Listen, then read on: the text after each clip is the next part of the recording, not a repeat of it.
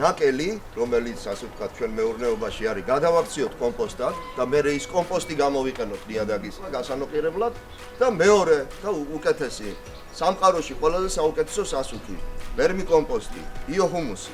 ჭიაყელების გამონაყოფი, ჭიაყელები ამზადებენ ამას, რომელიც არის, რა გითხრათ, საუკეთესო სასუქი ჯერჯერობით, რაც კი სამყაროში არსებობს.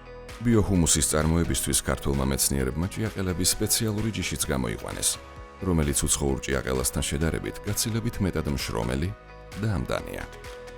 ჭიაყელად ამუშავებს ჭიაყელა არის სპეციალურად გამოყვანილი ჯიშები, მსოფლიოში ცნობილია ჯიშები კალიფორნიული წითელი, რუსეთის სტარაწელი და ჩვენ ძალისხმევით გამოვიყვანეთ ახალი ჯიში, ეს არის ახალი ქართული, რომელიც ენდემური ჯიშებისგან საქართველოს ყველა რეგიონიდან შეგრეული ჭიაყელებით 6 წლის განმავლობაში ეს დაფიქსირდა როგორც უკვე პოპულაცია და ჩვენც ეგ დავაფიქსირეთ საქსტანდარტში როგორც ახალი ჯიშის ჭიაყელა, რომელსაც თვისებები აქვს გაცილებით უფრო ესე იგი კარგი ვიდრე კალიფორნიულს და სტარაწელს და რატომ?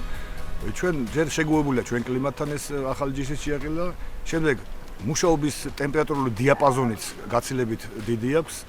როცა თქვათ კალიფორნიული მუშაობს +15-დან +28 გრადუსამდე, ჩვენ ჯიში მუშაობს უკვე 7 გრადუსიდან სადღაც 32 გრადუსამდე. ეს უკვე ძალიან დიდი შეღავათი არის. პლუს ამას კომპოსტის გადამუშავების ხარისხი აქვს ჩვენ ჭიაყელას ძალიან მაღალი. კალიფორნიული ჭიაყელა სწრაფად გადადის ახალ ულუფა საკვებში და თითქმის ნახევრად გადაუმუშავებელ კომპოსტს მიატოვებს.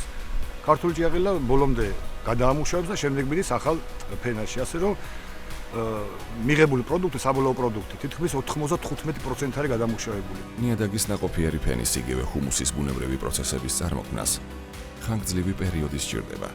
ორგანული სოფლის მეურნეობის განვითარებამ ხელი შეუწყო პროცესის დაჩქარებას.